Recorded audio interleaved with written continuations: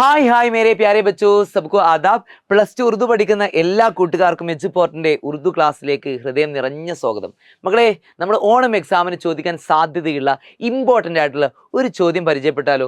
ദേഖി, സബ്ക് Helen Keller, Helen Keller കി app ബീത്തി ഹെ. നമുക്കറിയാം സബ്ക് Helen Keller എന്നത് Helen കെല്ലറിന്റെ app ബീത്തിയാണ്. App ബീത്തി എന്ന് പറഞ്ഞാൽ എന്താ? ആത്മകഥയാണ് അല്ലേ? ആത്മകഥ. ഓക്കെ, ഹെലൻ കെല്ലറിന്റെ ആത്മകഥയാണ്, ആബീത്തിയാണ് ഈ ഹെലൻ കെല്ലർ എന്നുള്ള ചാപ്റ്റർ. നമുക്കറിയാം. ആപ് ഷമ്മിക്ക് ആബീത്തി തയ്യാർ കീജിയെ. അല്ലെങ്കിൽ നമ്മോട് ചോദിക്കുന്ന ഒരു ചോദ്യമാണ്, ഒന്നുകിൽ നിങ്ങൾ ഷമ്മിനെ കുറിച്ച്, ഒരു മെഴുകുതിരിയെ കുറിച്ച്, അല്ലെങ്കിൽ നിങ്ങളുടെ ഇഷ്ടപ്പെട്ട ഒരു വിഷയത്തെക്കുറിച്ച് ആബീത്തി തയ്യാറാക്കാൻ, ഒരു ആത്മകഥ തയ്യാറാക്കാൻ നമ്മോട് പറയാം. ഓക്കെ, ഇഷ്ടപ്പെട്ട ഒരു വിഷയത്തെക്കുറിച്ച് ആത്മകഥ തയ്യാറാക്കാൻ നിർബന്ധമായിട്ട് നമ്മൾ പഠിച്ചു പോവുക. അപ്പം നമ്മൾ ഷമ്മിനെ കുറിച്ച് ആത്മകഥ തയ്യാറാക്കുന്നു. ഓക്കെ അല്ലേ? എന്താണ് ഷം എന്ന് പറഞ്ഞാൽ? ഷം എന്ന് പറഞ്ഞാൽ മെഴുകുതിരിയാണ്.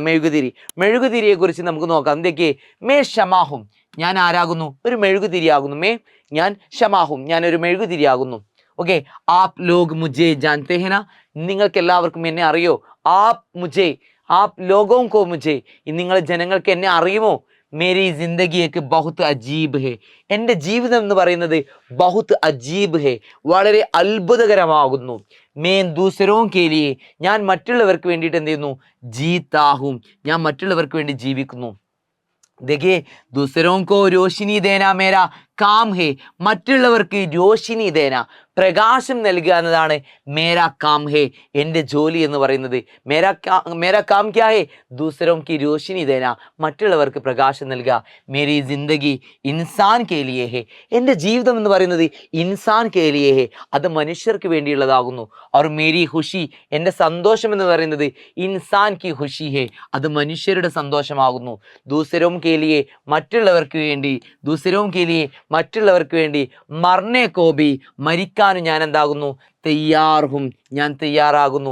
മറ്റുള്ളവർക്ക് വേണ്ടി മരിക്കാൻ പോലും ഞാൻ എന്താകുന്നു? തയ്യാർഹും, ഞാൻ തയ്യാറാകുന്നു. മേ സെക്കുലർഹും, ഞാൻ എന്താകുന്നു? ഒരു മതേതരവാദിയാകുന്നു. എനിക്ക് പ്രത്യേകിച്ച് മതമൊന്നുമില്ല. മേ സെക്കുലർഹും, മെഴുകുതിരി പറയാണ്. മേരാ കോയി മസ്ഹബ് നഹി, എനിക്ക് യാതൊരു തരത്തിലുള്ള മതങ്ങളുമില്ല. മേ മന്ദിർ മേ ജൽത്താഹും, ഞാൻ എന്ത് ചെയ്യുന്നു? അമ്പലങ്ങളിലും ഞാൻ ജൽത്താഹും, ഞാൻ എന്ത് ചെയ്യുന്നു? പ്രകാശിക്കുന്നു. വഹാം കെ ലോകം കോ രോഷിനി ദേത്താഹും, അവിടുത്തെ ജനങ്ങൾക്ക് ഞാൻ എന്ത് നൽകുന്നു? രോഷിനി ദേത്താഹും, പ്രകാശം നൽകുന്നു. മസ്ജിദ് മേ ബി, ഞാൻ എന്താണ്? മസ്ജിദ് മേ ബി, മസ്ജിദുകളിലും പള്ളികളിലും ഞാൻ എന്താവുന്നു?